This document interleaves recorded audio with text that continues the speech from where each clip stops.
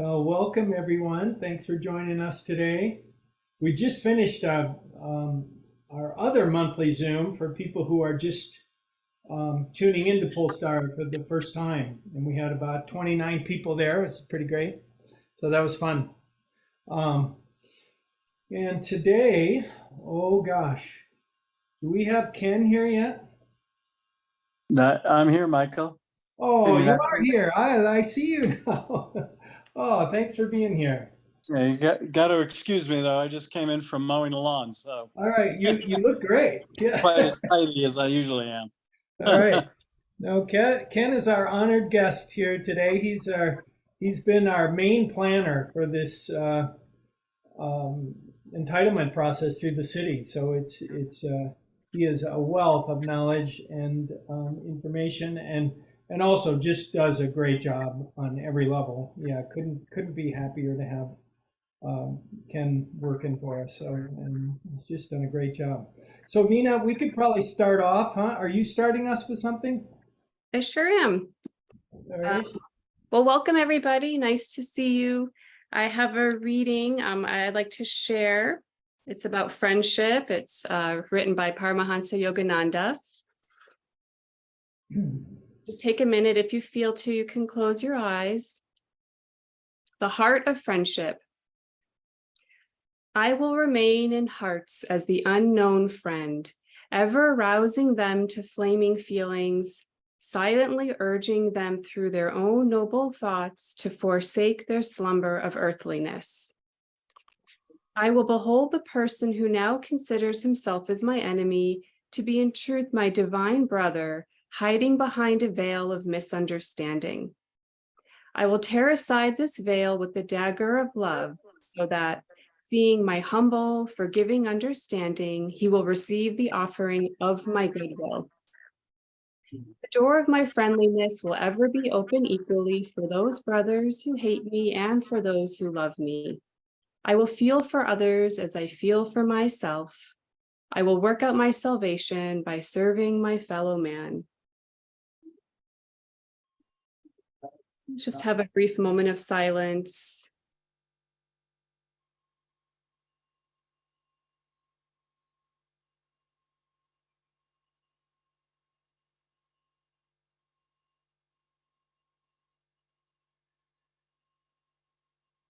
Thank you. Om, peace, amen. Thank you, Vina. All right. Well, welcome and again, everyone. Thanks for joining us today. And I promised Ken I'd get him started early because he's a busy guy and he's on his weekend. And yeah, just to reintroduce Ken, he is. I think you are officially a land planner, and you're going to have to unmute, Ken. You probably know that. And has really been the liaison between Polestar and the city, and Polestar and all the engineers and the architects, and so he probably knows more about Polestar Village than anybody on the planet. so, so this is your chance to meet him and ask questions. So I'm going to let him just say a little bit about the process and what he's been doing, and share a little bit, and then we'll have about 5 or 10 minutes for questions and answers. So go ahead, Ken, take it away. Well, thank you, Michael, for that kind introduction. I appreciate it. Appreciate the reading that was done at the beginning. So thank you. Again, my name's Ken Merritt. I'm Director of Planning for JR, Planners, Engineers, and Landscape Architects. And I've had the pleasure of working with Michael and a number of other individuals representing the Polestar ownership and development team over the past 2 years. And we have been working towards, as Michael has mentioned, the entitlements for the project.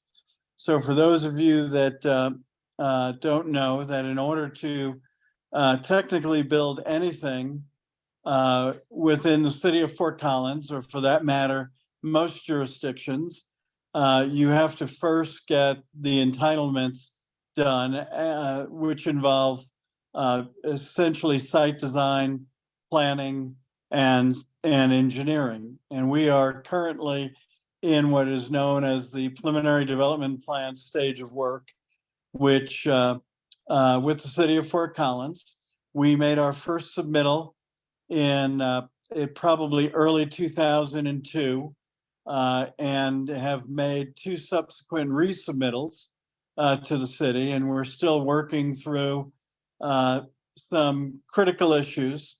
There really are two very separate tasks of work that JR has been preparing for the Polestar Village development. First is the project development plan, which is essentially the physical site design of the property, which involves the unit types, the layout of the units, streets and roads, and preliminary engineering, as well as preliminary landscape architecture. On a separate but parallel track, but integral to the approval of the project development plan, is what is known as a CLOMAR, which is a conditional letter of map revision related to an existing floodplain which runs through the northern portion of the property.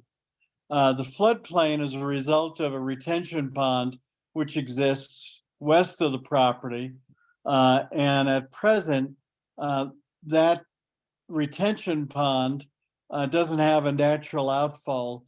So if it were to fill up, it would spill across the Polestar property. We are in the process of revising that known floodplain. In the future, there'll be further revisions to the floodplain, which will be a result of the city of Fort Collins work. But we are actually revising it to accommodate this development. Be assured that when all is done, that the various properties themselves, the residential properties and much of the open space for the development will be clearly out of the 100-year floodplain and will be safe from any flooding that would occur through the property. That, however, has been a very challenging task. And the reason for that is the original floodplain analysis, which the city did, actually a separate consultant did on behalf of the city, had some significant flaws in the analysis. Both the SWIM model and the HEC-RAS models, which are various modeling programs that are used to analyze the floodplain and the elevation of the water and the path of the water, were significantly flawed. And we've had to work closely with the city to rectify the report. We're processing or in the conclusion of finishing up a resubmittal of that CLOMAR. In order for the city to allow us to go to public hearing with the project development plan, they first want this CLOMAR to be approved. They want it to be not just a final draft, but effectively approved before we go to public hearing. That being said, we're hoping that this resubmittal that we plan on making likely the last week of August or the first week of September will be to the point at which it can be approved, and thus allow the city to schedule us for a public hearing in October. Our plan is to resubmit the project development plan likely the 30th of August. This is the deadline for being scheduled for the October hearing, which the city, if we make this deadline, which we believe we will, the city will tentatively schedule us for the October hearing, subject to the CLOMAR being approved by the Floodplain Management Department of the city of Fort Collins. So that's where we are today. We feel as though that there are no real issues that the city has with the proposed development, the land use, the various uses residential uses as well as commercial and community uses. We believe that we've satisfied all the requirements of the city, that we meet the standard by which this project can be approved.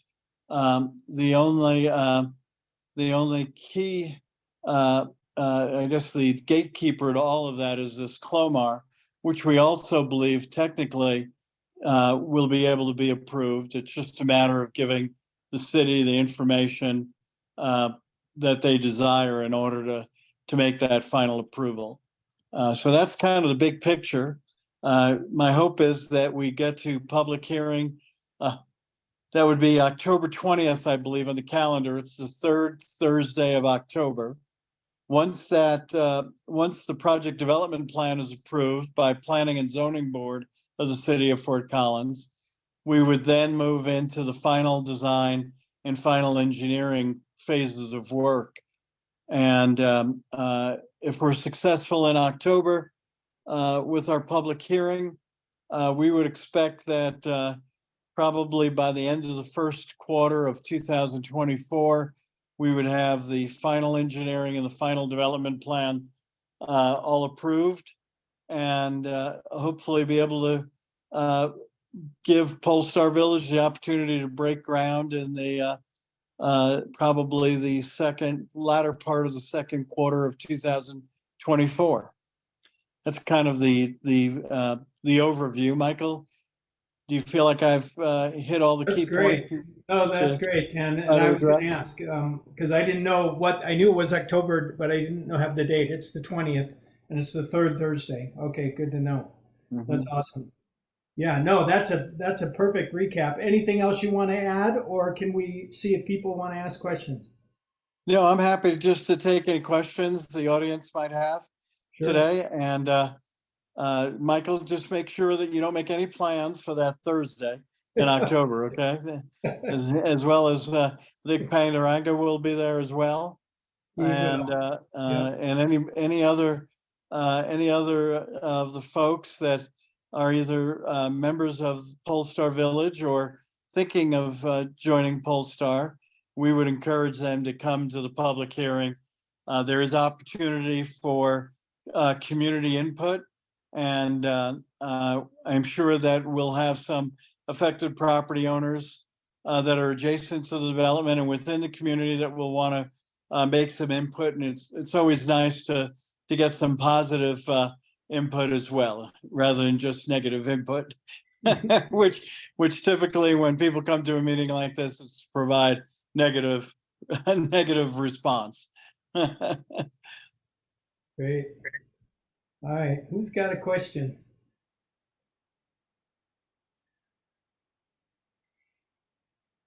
Go ahead, Alex. Yeah. So are there environmental impact studies that are out there looming, those that would be opposed to the development needing to be satisfied? Good question. As part of our development review submittal, we had to submit an environmental characterization analysis of the property. I believe maybe Michael may have done a phase 1 environmental, which is more an environmental assessment of any pollutants or toxins that are on the property or in close proximity to the property. Our environmental characterization analysis that we submitted to the city is more a flora and fauna and wildlife analysis. Those submittals were made, and the reviews have been made by the city. We do have something called along our western boundary of the property, we have an existing ditch, irrigation ditch. That irrigation ditch, typically irrigation ditches are natural wildlife corridors. This particular ditch has some significant existing riparian environment that exists that we need to preserve, or that we're damaging and need to actually mitigate for. So we have a 50-foot natural area habitat buffer along the western boundary of the property, which is basically measured from the top of the eastern bank of the ditch And that's kind of a setback to ensure that there's adequate protection for both the natural environment that's there, as well as preserving a wildlife corridor for small mammals, and actually, in this case, some larger mammals such as deer, probably not elk, but occasionally elk, particularly if there's any nearby fires happening. They tend to come down into the city. But there have been some sightings of deer, as well as small mammals, turtles in the ditch, as well as I don't believe we have any birds of prey, any raptors in the existing trees, but that can change from year to year, and there are requirements for that as well. In the event there's a raptor nest that is built prior to construction, there are some requirements for that. So the city has spent a great deal of time analyzing our environmental characterization analysis, making recommendations, and requiring a good deal from this project as it relates to preservation of a sensitive natural area. Susan. In your experience, are there when there's developments like this, are there usually influential public outcries that could make a difference? I mean, or pretty much the city goes ahead and pushes forward on a development like this? Now that's there's a lot of answers to that question. We're very lucky in the city of Fort Collins to have a very engaged community.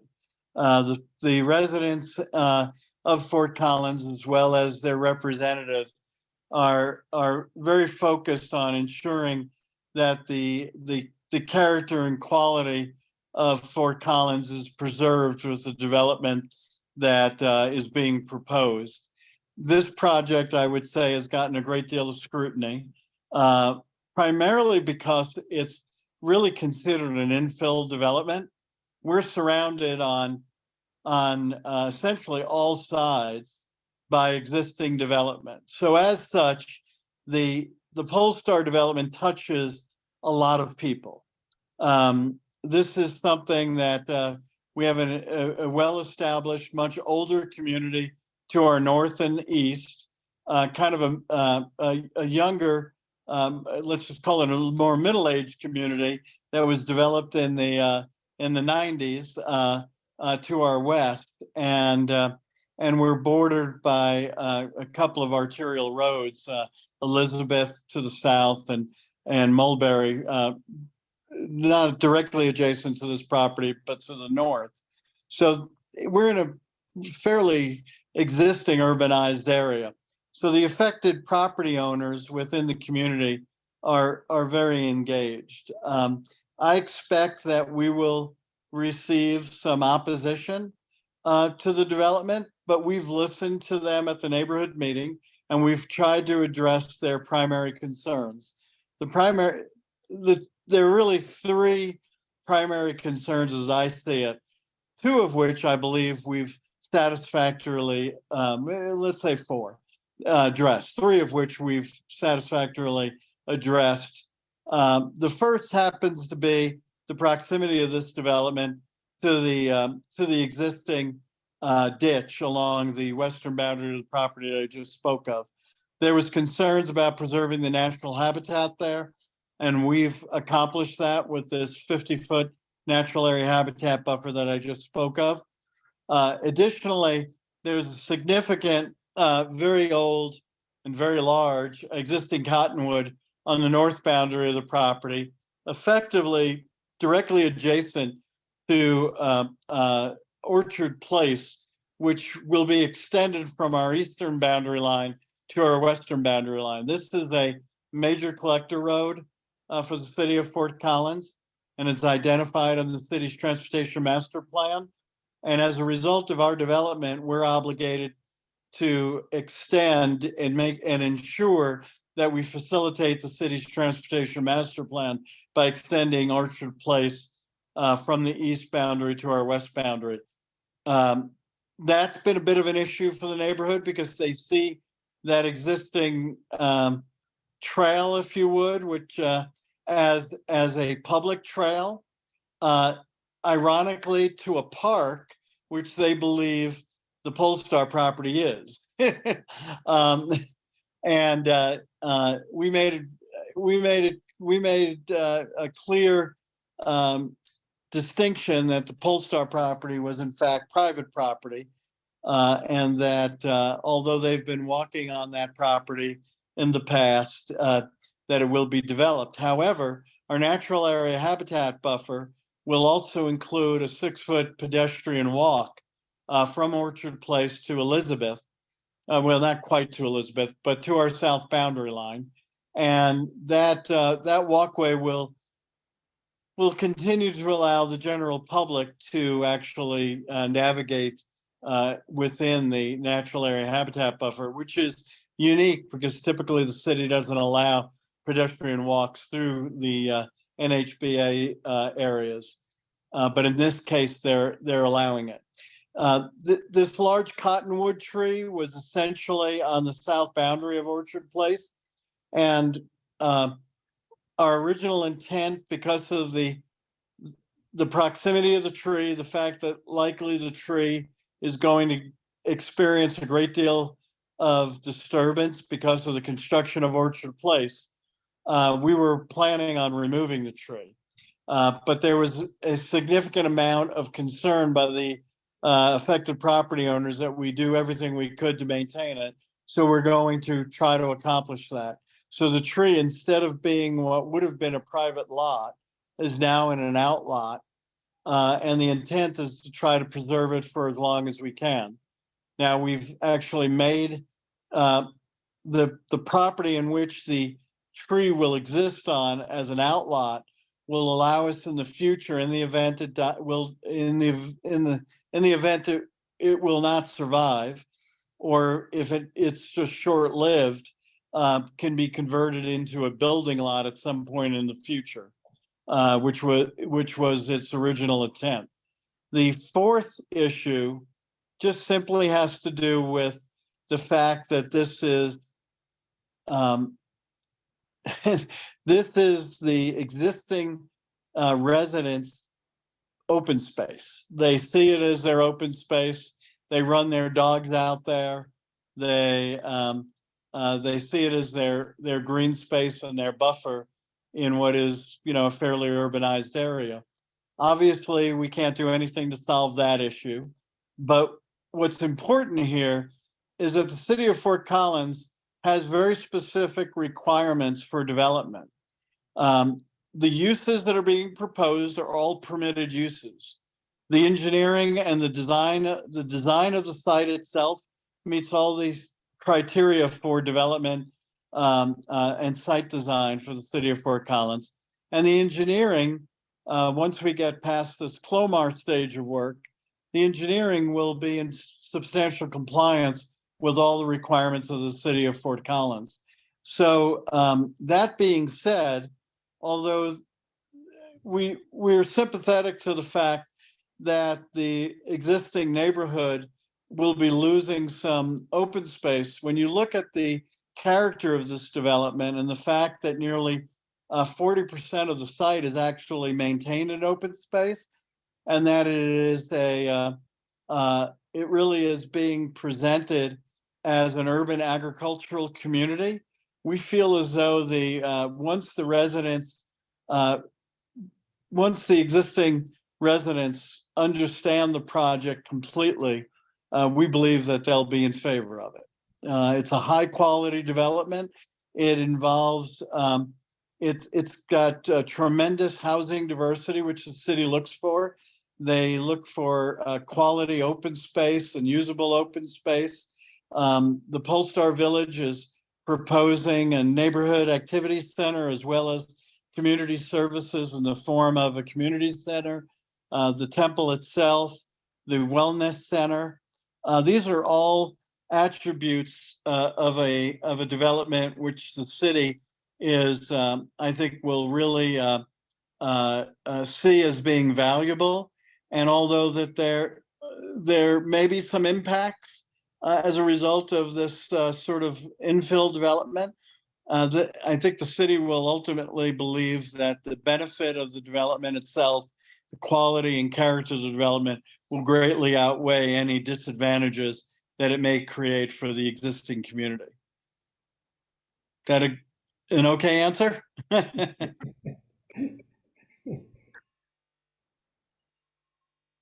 They're prepping me for our hearing, Michael. Yeah, exactly. Was that the intent? Yeah. Oh, I will mention briefly that, we have been approached by a couple of the neighbors here, really, really wonderfully, respectfully. I think I told some of you the story about a year or more ago. They invited Ann and I over, and we had brunch with them, and they expressed their concerns, and I completely understood their concerns, and I think they were absolutely right about the tree. I think that was something we wanted to do as well. And we had to lose a lot, and we also had to make changes to the city road plan. It's really not. It's the city's traffic plan that impacts the tree really the most.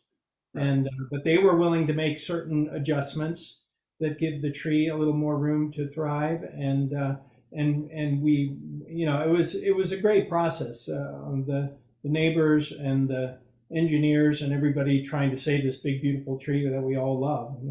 So I think they were dead right about the tree. It was well worth doing that. And then they also have concerns about traffic, which I totally understand, and we are participating with them.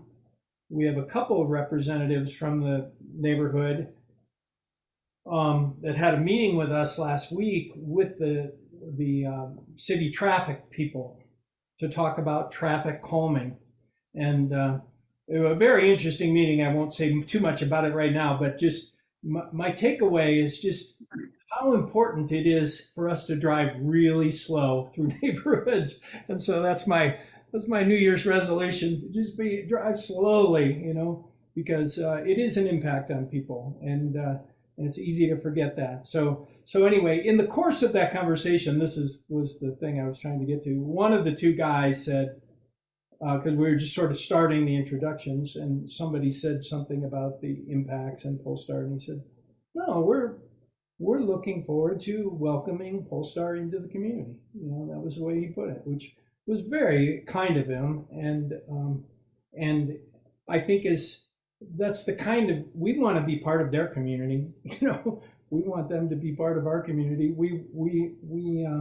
It's very, very important that we do what we can to invest in our neighborhood, and so we're happy to participate in the traffic calming measures if we can come up with some things that would help that, including most of it's cultural. People understand how important it is to drive slowly and respectfully and safely.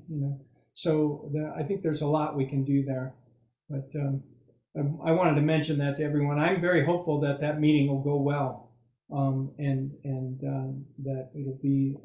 And we do hope to have a Polestar turnout, so we'll tell you more about that later on. So, Michael, who else has a question? Yeah. I've got a question from Marcia. Marcia, you've got your hand raised? Awesome. Yes, along the line of this transportation and cars, etc.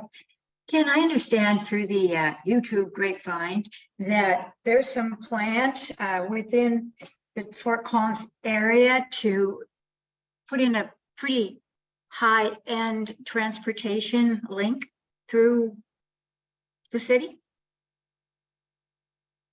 Oh, you're muted, Ken. Ken, you are muted. Oh, Ken. Okay. I wasn't muted that whole time, was I? You were. No, when I was answering those previous questions. No, no. I didn't mute myself. Somebody else did. So anyway, let's see. Before I address that question, I want to point out to everybody, one of one of the transportation, multimodal transportation is a big, um, is really a goal that the city of Fort Collins wants to try to achieve with all developments. Now, I will be the first to say that few do a very good job at that. However, Polestar Village is the exception to that. Polestar Village is really built around offering true multimodal opportunities for the residents of the community. First, it's a very inward focusing development that is connected by a series of pedestrian walks that lead somewhere. They take you out to Orchard Place, which could easily take you to Mulberry. Eventually, there'll be a connection of Plum Street. Michael, I'm sorry, what's the name of the new road? What do we call it again?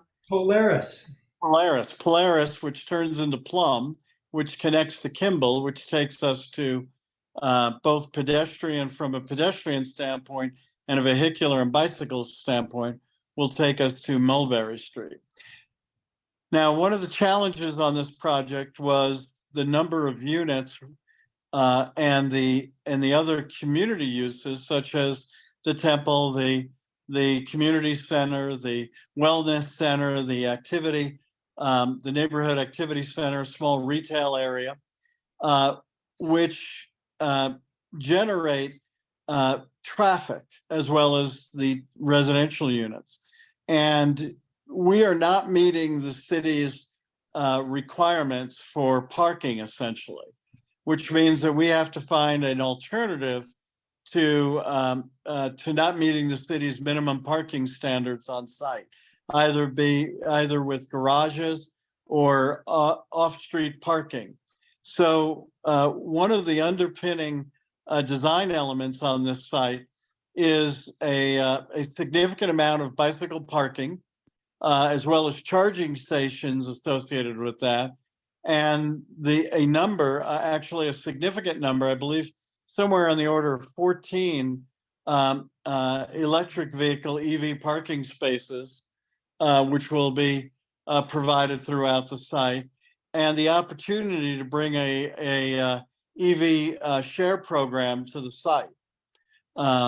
And so the idea would be there would be an opportunity either through a third party or through the Polestar Gardens themselves to provide an EV electric vehicle share program on site for those individuals that may not have two cars or may not even have one car. Frankly, this is a project where you probably could get away very easily with owning only one vehicle or perhaps not even a vehicle at all. Now, to respond to your direct question, the city is planning, if you're familiar with the, with the transportation corridor, which exists through the center of town, which runs runs north and south. Help me out here, Michael. What's the name of the road? I forget. Which one? Elizabeth? No, the major Overland north-south, Trail. the major north-south transportation corridor, which the city runs both a bikeway and pedestrian way, as well as a bus transportation service in a north-south direction. The city is also planning on doing an east-west connector from Shields to Overland Trail along Elizabeth. Now, that project is in its very infancy as far as design goes, but it's believed to be approximately $100 million project that will run from Shields to the east all the way to Overland Trail and will provide multimodal service to the community, both in the form of separated bike lanes, a continuous pedestrian walks, as well as an extension of the city's bus service through an express lane, as well as maintaining vehicular traffic as well. So this project is actually, I think, an important catalyst to actually achieving the city's multimodal aspirations for not only this development, but for this region of the community, because this project is really not vehicular centric. It is not intended to just, people aren't just driving in, pulling into their garages and not seeing their neighbors. They most of the units are alley access, which means that people will be out on their front porch interacting with their neighbors and their community. It's a very different approach to a standard subdivision where people drive down public streets, open their garage door, pull in, and then never see their adjacent neighbors. So I think it'll be an exciting opportunity, not only for Polestar Village, but also for the city of Fort Collins to see a project of this nature, which I don't frankly really believe exists in Fort Collins. Does that help answer that question? Do you have any idea of what they're projecting or the goal for completing that 100 million transportation link? That's a tough one. Likely, in order to build a project of this significance, the city is going to have to rely heavily upon federal grants to help fund a project like this. And the federal government is fairly instrumental in promoting projects of this nature, multimodal transportation projects. However, all the money can't possibly come from the federal and state agencies. Likely this project, if you've lived in, I'm not sure if you live in Fort Collins presently, although it looks like there's palm trees behind you, so perhaps not in your video image. But San Francisco. Okay. So the city of Fort Collins has an ongoing capital improvements bond issue that every 5 to 7 years is put out to the public for a new set of projects. City of Fort Collins has been extremely successful since the mid 1980s in bringing forward this bond issue, which is essentially a sales tax increase that helps to fund public improvement projects, roadways, parks, infrastructure, and the like, civic projects throughout the community. And the way they've been successful is that they bring projects that actually get built, get designed, get built, and receive a great deal of community support once they're constructed and the community is using those facilities. So they see the rewards for the tax increase. So likely what will happen in 2024, there will likely be another bond issue for capital improvement projects. This likely will be on that 2024 bond issue. Typically what ends up happening if the bond issue is passed, the city will collect taxes for a period of typically 3 to 5 years before they actually build the project. So I would expect that this project is probably somewhere in the, I think they would like to say that it's probably 5 to 7 years out. I think realistically, a project of this size is probably more in the 7 to 10 years out. However, so it's in the infancy stage, actually. Right. Thank you. Exactly.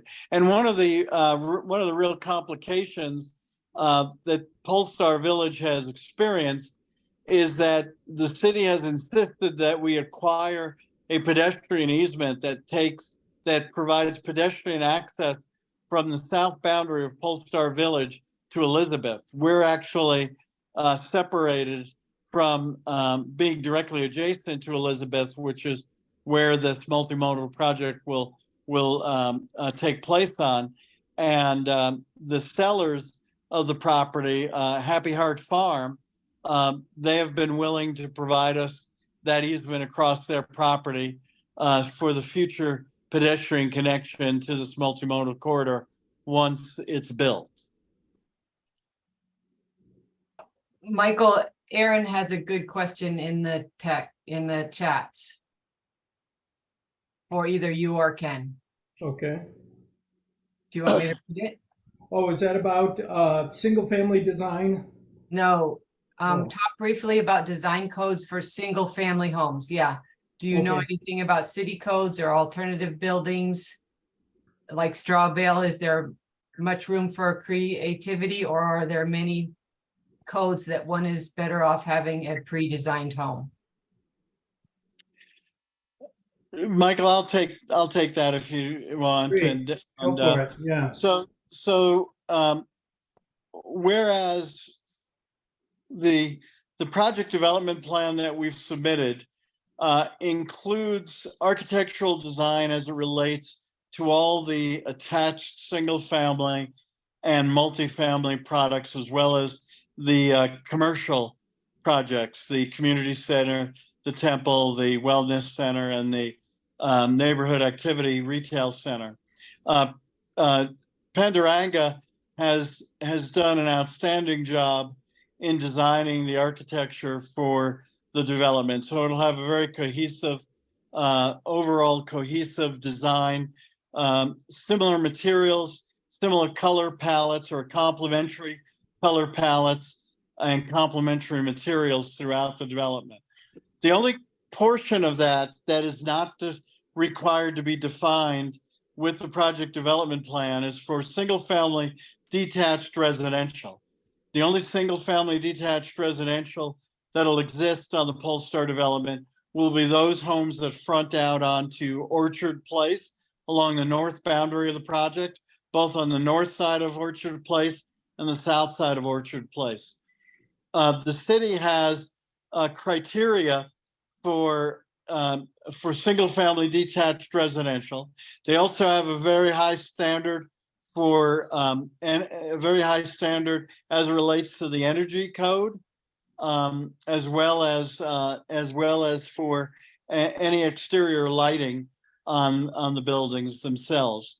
So I believe that there's opportunity for significant creativity as it relates to the single family detached products, simply because there's been no design vernacular created for that, as there has been for all the attached single family, which are duplexes and townhomes, as well as the multifamily products, which are condos and flats, and the commercial development itself. So you would think that any single family home would want to pick up on that vernacular that exists throughout the development. However, I think that there's opportunities for some departure from that architectural vernacular itself. Understand that Polestar Village will be its own architectural review board. So they'll have an architectural review board that will actually be required to review any of the single family residential design. And I would expect that as long as it meets the city standards, which are fairly loose as it relates to single family detached, and that if a determination can be made that it fits within the context of Polestar Village as far as quality and character, I would think that creativity is to be encouraged. As it relates to things like alternative construction methods like straw bale design, that's something that would have to be vetted closely with the building department. With any building construction, fire protection is incredibly important, and so this is something that the fire department would have to be comfortable with, knowing that it is a building both structurally and from a fire protection standpoint can meet the test of the city's standards in building international building code and international fire code. Does that help answer that question? Hopefully. Yes, Thank thank you. you. Thank you so much. Yes. Michael, do the single family dwellings have allowed Ohana units? My best guess is by the time we're building them, they will be allowed. Only, what do you call them? ADUs, additional dwelling units. It sure looks like that's the way it's pointed, but it's in process. They did pass a law about it recently and got a lot of pushback, and so they went back to the drawing board. But everybody seems to be on board that they want to have lots be able to have additional units. Now, the constraints of some of our lots will not make it easy to make additional units, but that's another topic. But the short answer is likely yes. Michael, I'll just point out though, the ADUs, the additional dwelling units that might be able to be present on the site, although it might be challenging to have those as detached structures on the property, the city is considering that they could be within the dwelling, the principal dwelling itself. So a lower level with a separate entrance and a separate kitchen would be allowed, or something over a garage itself, a separate, and then obviously a casita that might be considered to be detached might be possible on some of the larger lots. Great. Well, we have blown our 20 minutes to smithereens, but it's always great to have Ken here. If there's some more burning question we need Ken for, I did tell him we would keep it kind of short. So, but I really appreciate the information. Anyone have something that we really need Ken for? And I can otherwise let him go, and because we do have a couple other topics we want to cover today. Well, thank you for this opportunity, and once again, it's been an absolute pleasure working with Polestar Gardens and the representative from Polestar Gardens.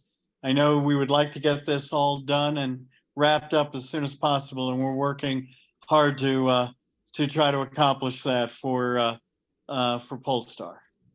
Thanks Thank for the you. opportunity, Michael. Yeah, thank you for all the hard work. Okay. It's amazing. Yeah. Thank you, everybody. Great rest Have a of your great day. evening. Yeah. Bye now. Bye-bye. All right. Well, that was great. He does a really good job. It's just amazing. He has such a depth of understanding of the whole process. It's pretty great. Okay, we have a couple other things on our agenda here, so we better get cracking. Vina, go ahead. We do. I know Jyoti was going to present something today. Would you like to share your screen? Would that be the easiest way? He's muted. I just make you co-host. I think you're muted. You're still muted, Jyoti. Jyoti, you're muted. Is she not hearing us?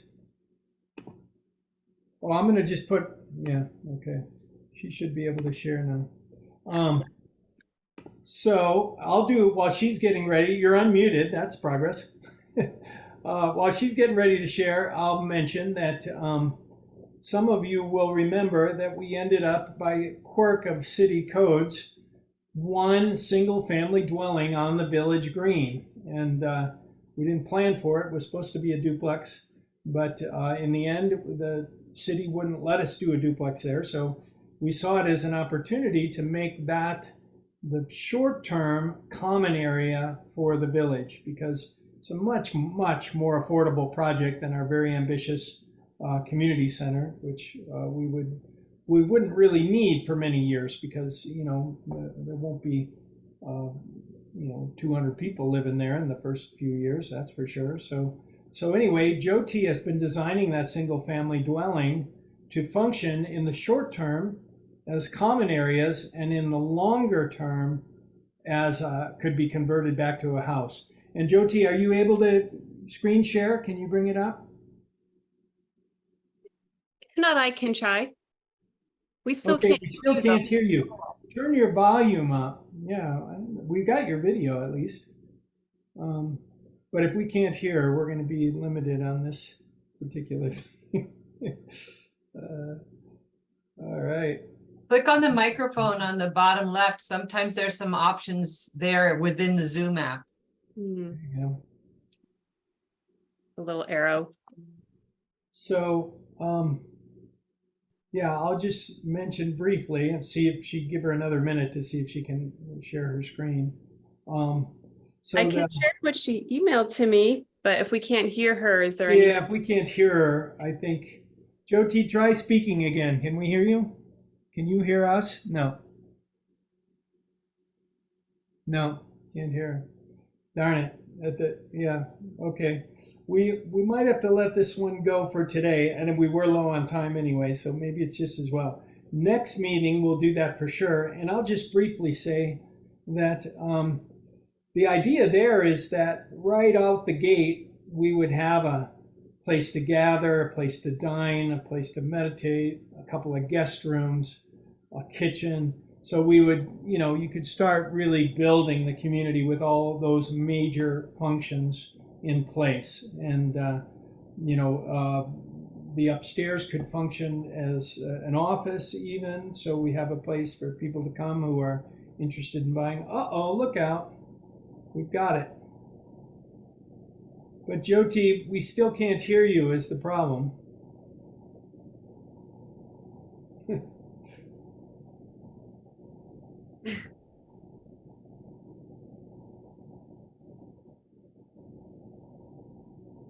I think we should let. Is there anything you want to explain about this, Michael? Well, I could, but I really would rather her do it because she designed it and she did a real nice job on it. And everybody's always hearing me talk. I'm going to say let's let this part of the meeting go for today in the interest of time, and we'll try again next month. It's nothing critical time-wise. We just wanted to keep you guys abreast of that thinking and that idea. And then the other thing I'll mention briefly, Vina, and then I'm going to hand back to you and Terry to finish, is we have a small group that's working on the agreements, which is a big deal. Everything from dogs and cats to fees to decision making to it's a major undertaking, and we're going to try to have a draft of many of them within a couple of months, and we will share that really with anybody who's interested, but especially with our investors, people who have lent money to Polestar already, and with the idea of converting to investment, and we'll get feedback. It's the sort of thing that you wish you could get everybody in the room and work it all out, but the reality is you got to come up with something that everybody can agree to, that can be amended later, and so we're working hard on that, and it's an important part of the whole community development. So we'll keep you posted on that. More information on that coming soon. And then I think Terry and Vina, you guys, I think, have the rest of the meeting. Sure. Hi, everybody. For those that I don't know, my name is Vina, and I just wanted to share a few details about upcoming events. For those of you who are local or somewhat local, this coming weekend, we are having our family camp up at Buckhorn, and I believe it's too late for overnight reservations, but if you want to come for the day on Saturday, just keep me or Ann posted and we can sort that out. It'll be a lot of fun. What else do we have? We have a meditation course coming up that's in person. It's going to be each Sunday in September. So for 4 Sundays from 5 to 7 p.m. So that's something else that's also on our website and calendar if you're interested. And for most of you who don't live so close by, our next sort of major gathering will be in September. We're going to celebrate the equinox, September 22nd, 23rd, and 24th. It's a Friday, Saturday, and Sunday. So that will be a really beautiful time to come visit. And if you're interested, let us know and we can help arrange something for you or sort something out for that. We can try our best. So you're all welcome for that too. And And a quick aside on that, that was going to be our groundbreaking, we thought 6 months ago when we scheduled it, but it was premature. So but we had a lot of fun things in motion, and we have the architects are coming, and we'll have a kirtan, and we'll have a couple of different events to learn more about the project. So it should be a really fun weekend. So come join us if you can. It's also, the equinox is a very cosmic moment to take stock of life as the day and night equalize. And so join us for that if you possibly can. Very, very possibly our groundbreaking will be the next equinox. So, God willing, that's probably more realistic at this point. So And I probably could fit a couple more people in the family camp weekend if anybody like Keith and Esther wanted to come over to Colorado. Talk to me, email me. Yeah. awesome. Well, that's all I got. Nice to see everyone. And I will hand it over to Terry. So Polestar Gardens, as many of you know, is a 501c3 nonprofit. So Polestar Village is just one of the projects, the biggest project right now, but we work with a small staff, and not only are we doing Polestar Village, but we do ongoing, these virtual events as well as events on the land. We do meditations and the big organic garden and work in the community we sometimes are volunteering in other places. So we have a program called Ohana, which is a Hawaiian word that means family, that we can consider not only our local people, but all of our extended folks. And you can join our Ohana program and help support not only the formation of this important community, but also the other things that we're doing on the land, like the meditations and the education that's coming up. So you can join our Ohana on the website by just a one-time donation or recurring. We have many that do that recurring monthly donation that is very much appreciated. Thank you, Terry. And I also wanted to mention that we did have summer youth camp this year at Polestar. So I was very, very happy we were able to get to that this year. And thank you, Susan Cohn, who ran it all, did just about everything. And it was just a huge success. The kids had a blast, and it was just such a sweet energy to have the kids there. And it's a beautiful setting, and it's very convenient in Fort Collins. And then the last week we collaborated, which was just a few weeks ago, with the Unity Church, which is just north of us here, and we collaborated on the camp with them, and just a lot of great connections happened, and a lot of good community building there, and a lot of giving our kids a lot of love and care. So that was really sweet, and thank you again, Susan. She's just amazing teacher we have with us. So thank you. If I could just say that the energy here, I just moved here 2 months ago from Kansas, and I didn't know until I got here how much energy there is in this whole project that is just enlivening. And you can see it happening with every kirtan and with every event. And the children's camps were, just so easy because of all the people that were helping and coming in and doing things with the children. So thank you very much. Thank you. All right. Have we done it? We're just a minute over time. Maybe give a minute for one more question, if there is one, a short one. And then I actually will play a song tonight to close if anybody wants to stay. But if you don't, that's all right too. And any other questions just before we sign off, or any other comments? And we've been thinking a lot about our friends in Hawaii, of course. You've no doubt been seeing all the things that are happening there, and it makes our little drama over there of a few years ago seem like nothing.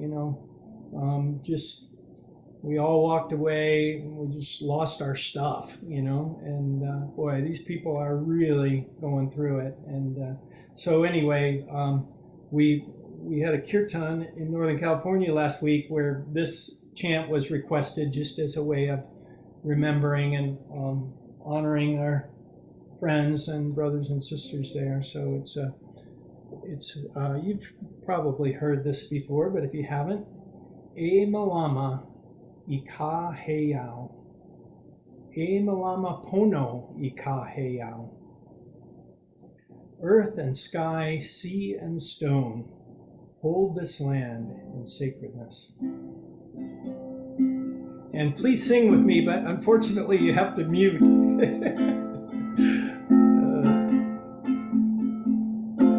Can you hear me? Yep. All right, good.